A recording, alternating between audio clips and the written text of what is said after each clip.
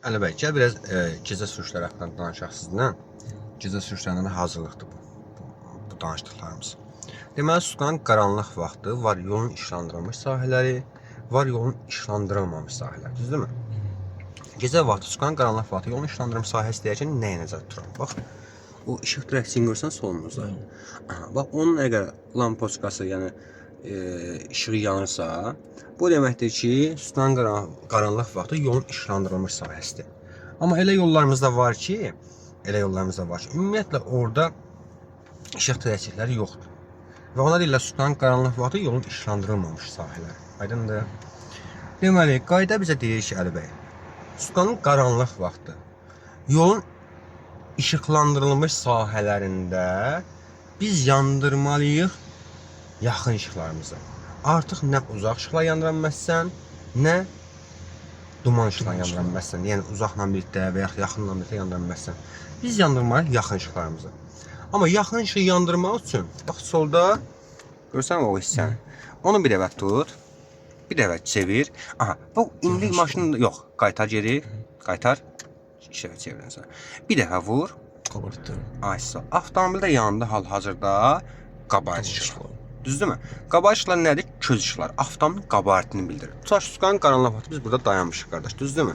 Qarşıda ağ rəngdə, ağ sarımtı rəngdə işıq yanır, amma qarşını işıqlandırmır. Sadəcə köz işıqlar deyir. Maşının qabartını bildirir. Arxada qırmızı rəngdə. Artıq yol içində dayanmısan, yolun hər kəsin kənarında dayanmısan və s. və ilaxır. Fərq etməz. Uzaqdan gələn bilir ki, orada hansı endə, hansı ölçüdə avtomobil dayanır. Bir dəfə də yandır zəhmət olmasa. Artıq yandı, avtomobildə yaxın işıqlar. Deməli, qardaş, yaxın işığa gedən yol qabartıdan gedir. Sən qabartı yandırarkən, qarşıda ağ fonda, ağ sarımtıl rəngdə qabartı işıqlar yanır, arxada qırmızı rəngdə qabartı işıqlar yanır. Amma onunla eyni zamanda nömrə işıqlar da var. Avtomobil nömrəsinin üzərində dövlət qeydiyyat seriyası, dövlət qeydiyyat nömrəsi var. Bəli, nömrə işıq, onun üzərində nömrə işıqlar olur. Nömrə işıqlar yanır. Deməli, biz bir dəfə çevirərkən yanır qabartı işıqlarımız və eyni zamanda nömrə işıqlarımız, bir dəfə də çevirərkən yaxın işıqlarımız yanır. Və indi sutkanın qaranlıq vaxtı yolun işıqlandırılmış sahələrində mən dedim ki, ancaq və ancaq yaxın işıqlarına getmək lazımdır. İndi sən yaxını yandırmırsansa, Əli bəy, başqa hansı işıqlar yanır? Yaxın bir də Qabarit və arxa nömrə işıqlarınız yanır avtomatik. İndi qabarit işıqlar köz işıqlar olduğu üçün siz onu bilmirsiniz də qabartın. Çünki yaxın işığın farası daha güclüdür, artıq onu siz istəmirsiniz. Amma orada yanır qabarit işıqlar. Bu belə. Sutkanın qaranlıq vaxtı yolun işıqlandırılmış sahəsində sən təkcə qabartı yandırıb gedə bilməzsən. Çünki qarşını işıqlandırmır. Sən ancaq yaxını yandırıb gedə bilərsən. Uzağı yandırmağa icazə yoxdur. Çünki zaten yol işıqlıdır, uzaq işığa ehtiyac yoxdur. Yaxınla görə yandırılır ki, onlar gecə vaxtı işıq dirəklərində qəfil işıqlar sönər, qarşını görərsən qəfil qəza şəraiti yaranmasın. Aydındır. Amma sutkanın qaranlıq vaxtı yolun işıqlandırılmamış sahələrində, Əli bəy, sən yaxın və ya uzaq işıqlar yandıra bilərsən. Bax, yaxın və demirəm, və ya deyirəm. Ya yaxını yandıra bilərsən, ya uzağı yandıra bilərsən. Həmçində yaxınla birlikdə dumanı yandıra bilərsən, uzaqla birlikdə dumanı yandıra bilərsən. Amma təkcə dumanı yandıra bilməzsən, sutkanın qaranlıq vaxtı yolun işıqlandırılmamış sahəsində təkcə dumanı yandırım gedim olmaz. Qaydalar icazə vermir. Ya yaxını yandırmalısın, ya uzağı yandırmalısın. İndi sutkanın qaranlıq vaxtı yolun işıqlandırılmamış sahəsi, qarşıdan nəqliyyat vasitələri gəlirsə, sən uzağı yandırıb gedə bilməzsən, qardaş. Niyə? Uzaq işıqlar güclü işıqlardır. Və qarşıdan gələn nəqliyyat vasitəsinin sürücüsünün bəli, gözlərini qamaşdırır. Sən nə zaman yandıra bilərsən? Qayda deyir ki, minimum 150 metr qalıbsa, bax, qarşıdan gələn maşına minimum 150 metr qalıbsa, sən deyir uzaq işığını yaxın işığa çevirməlisən. Buradan belə nəticəyə gəlmək olar ki, Əli bəy, biz daha çox məsafədə isə qarşıdakı nəqliyyat vasitəsindən biz bəli, uzaq işığı yandırıb gedə bilərik. Amma minimum 150 metr qalmış uzaq işığı yaxın işığa çevirməliyik. İndi sutkanın qaranlıq vaxtıdır. Sən onu dəqiq bilənməzsən 150 metr var yoxsa təxmini deyirik, tamam 150 metr qalmış. Amma bir detal daha var, Əli. Olar ki, təxminən 300 metr qarşındakı maşından məsafən var. 150 metrdən çoxdur. Sən də uzağa yandırıb gedirsən. Qayda ona icazə verir. 300 metr qarşıda məsafə var, yandırıb getməyə icazə verir. Deyir ki, minimum 150 metr qalmış uzağa yaxına çevir. Amma 300 metrdən qarşına maşın olmağına baxmayaraq, o maşının sürücüsü miqat eləyir. Yəni, işıqlarını yandırıb söndürür dəfələrlə ki, sənin ay sürücü gözümü qamaşdırır. Bu zaman dərhal uzaq işıq yaxın işığa keçirməlisən. Çünki nə olsun 150 metrdən çox məsafə var. O sürücünün artıq gözünü qamaşdırırsansa, o sənə işarə ötürürsə, sən uzaq işıqları yaxın işığa keçirməlisən. Yadda qalar, qardaşım. Bu da belə. Susqanın qaranlıq vaxtı yolun işlandırılmamış sahəsində dedik ki, nə edəcəyik? Təkrarla görüm. Susqanlı qaranlıq vaxtı yolun işıqlandırılmamış. Uca səslə, eşitəmirəm. Susqanlı qaranlıq vaxtı Aha. yolun işıqlandırılmamış sahələrində yaxın işıqlardan istifadə olunur. Yaxın, təsə yaxın. Qabaret işıqlarından. Yaxın yandırırsanız avtomatik qabaret və nömrə işıqları yanır. Deməli, yaxın təsə yaxın Susqanın qaranlıq vaxtı yolun işlandırılmamış sahələrində. Xeyr, qabaret işıqlarından istifadə olunur. Bəs uzaq? Uzaq işıqlardan işıqlandırılmamış sahələrdə. İşlandırılmamışdan danışırıq. Elə siz işlandırılmamış deyirsiniz. İşıqlandırılmamış. Yolun işlandırılmamış sahələrində yaxın və ya uzaq dedik, düzdürmü? Eyni zamanda onunla birlikdə duman işıqları. Bəs yaxın Susqanın qaranlıq vaxtı yolun işlandırılmış sahələrində Yolun işıqlandırılmış sahələrində yaxın işıqlardan. ancaq yaxın işıqlardan. Bəli, qardaşım. İndi Əli bəy, bu gün hava şəraitinə baxın. Bu gün ayın neçəsidir? 15-i, düzdürmü? 15 avqust 2024-cü il. Amma avqust ayına xas bir hava deyil, düzdürmü? Yağış yağır, qəşəng sərin hava var. Allahımıza həmd olsun, Allaha çox şükür. Bu gün hava belədir. Düzdür? Yağış var, günəş yoxdur. Amma bu məhdudiyyətli hava şəraiti demək deyil. Yəni insanlar elə bil ki, bir bazı yağış yağan kimi məhdudiyyətli hava şəraiti. Xeyr, saz işıqlarını yandıraraq gedirlər. Susqanın işıqlı vaxtı biz işıqlarımızı yandırmağa cızı yoxdur. Qanun icazə vermir. 6 dənə nəqliyyat vasitəsi var ki, onlar seçilməsi üçün yandırmalıdırlar. O heç, o başqa bir qaydadır. Bax görsən bir neçə nəqliyyat vasitəsi, bax sağına gördüm, bir neçə nəqliyyat vasitəsi işıqını yandırıb gəlir. Qardaş, məhdudiyyət o deməkdir ki, güclü duman var.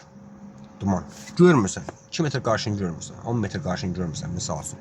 Yəni ümumiyyətlə məhdudiyyətli hava şəraiti nədir? Qarşıda bəli, ən azı 300 metr məsafədən çox məsafəni görə bilmirsənsə, lorla izah etməyə çalışıram. Məhdudiyyət var demək. Yəni 300 metr qarşını görə bilmirsənsə, məhdudiyyət var. O deməkdir. İndi bax, 300 metr yox, 1 kilometr uzaqda görə bilirsiniz, düzdürmü? Deməli məhdudiyyət yoxdur. Aydındır? Və deməli biz işıqlar yandırıb gəlməyə ehtiyac yoxdur. Əgər duman olsaydı, 300 metr qarşını görə bilmiriksə, bəli, məhdudiyyət var və yaxud da çox güclü yağış yağır. Bax, avtomobilin o şüşə gəzləri çatdıra bilmir. Tez işləyir, düzdür? Və o da məhdudiyyət sayılır da, qarşını rahat görə bilmirsən, o zaman yandıra bilərsən. Amma belə hava şəraitində bax, diqqət elə, gör nə qədər maşın işıqlarını yandırıb gələcək. Yandırmayanlar da var, yandıranlar da var. Bax, görürsünüz, diqqət eləyin. Bunu çəkib belə göstərməkdə kimdənsə səhv tutmaq deyil ha, məqsədim. Yəni izləyicilər düzgün başa düşsün məni. Sadəcə olaraq bilməyən insanları maarifləndirməkdir. Yəni biz maarifləndirmək üçün çalışırıq, qaydaları çatdırmağa çalışırıq. Yəni heç kim kommentariya da durub negativ fikir səsləndirməyə çalışmasın. Belə. Bura kimi aydındır qardaş. Bir də gecə sürüşlərində diqqətli olmalısan. İstər-istəməz məhdudiyyət var. Qarşıdakı nəqliyyat vasitəsinin sürücüsünün işıqları, yəni avtomobilin işıqları gözünü qamaşdıracaq. Gördün o işıq sənin gözünə pislərsə, o işığa baxma. Biraz sağ tərəfinə bax, maşının sağ küncünə bax, sağdakı nişanlama xəttinə bax, gözünün istiqamətini dəyiş. Amma yox, elə situasiya düşərsən ki, qardaş, konkret gözün qamaşar, heç nə görməzsən. Qayda o zaman nə deyir? Qayda deyir ki, gözü qamaşan nəqliyyat vasitəsinin sürücüsü dərhal qəzdami işıqlarını yandırmalı. Bax, dörd bir tərəfdən dönmə işıqları yanır bu zaman. Yandırmalı. Olduğu zolaqda, zolağın sağa sola dəyişmədən, olduğu zolaqda sürətini azaltmalı, tamamilə dayanmalıdır. Tamamilə dayandıqdan sonra gözlərini ovxalayır, artıq hiss edir ki, görmə düzəldi, görə bilir. Ondan sonra qəzdami işıqlarını söndürür. Sola dönmə işıq cihazını yandırır, hərəkətə başlar. Təbii ki, hərəkətə başlayan zamanda güclərə baxaraq hərəkətə başlar. Qayda belə buyurur. Oldu mu qardaş? Belə. İndi biz davam edəcəyik. Mən bunları niyə saxlayıb sizə dedim? Sürərkən də izah verə bilərəm sizə. Sadəcə olaraq yadınızda qalmaya bilər. Çünki diqqətin yoldadır. Nə qədər məni dinləsən də diqqətin yolda olacaqdır. Amma düşünürəm ki, indi izah edəcəklərim yadında qalar.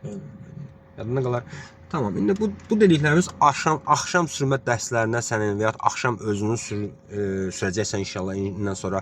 Axşam özün artıq sürərkən bu dediklərim sənin üçün çox faydalı məlumatlar olacaq. Təbii ki, yadından çıxartmasın. Mən əgər ki, yaddan çıxmaz, çünki lorla izah etməyə çalışdım, yadda qalan dildə izah etməyə çalışdım. İnşallah ki, unutmazsan qardaşım. İndi hərəkətə başlayacağıq və istiqamətimiz sol olacaq. Bax, yol bir tərəfli yol. Görürsən, axın sağdan sola doğru gəlir. Düzdürmü qardaşım? Və biz sağa dönənmək əksəs çıxaraq.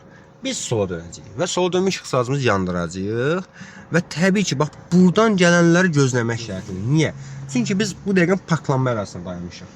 Parklanma ərazisi yol ki, belə deyim də, ərazi hesab edilir. Yəni biz buradan çıxarkən sağımızdan, solumuzdan gələnlərə yol verməliyik. Niyə? Çünki bizə nisbətən ora baş yol hesab edilir. Aydındır?